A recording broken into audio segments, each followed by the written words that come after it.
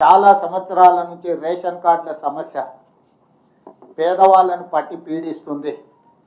అందుకే ration card లేని అందరికీ నూతన రేషన్ కార్డు ఇవ్వాలని కూడా ఈ మంత్రివర్గ సమావేశంలో నిర్ణయం తీసుకోవడం జరిగింది.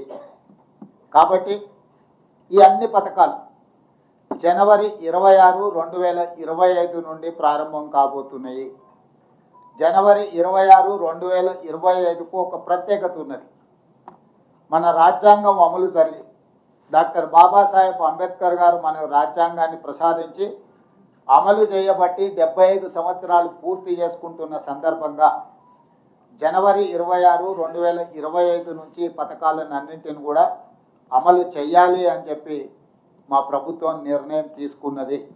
అదేవిధంగా వ్యవసాయ యోగ్యం కాని భూములు అంటే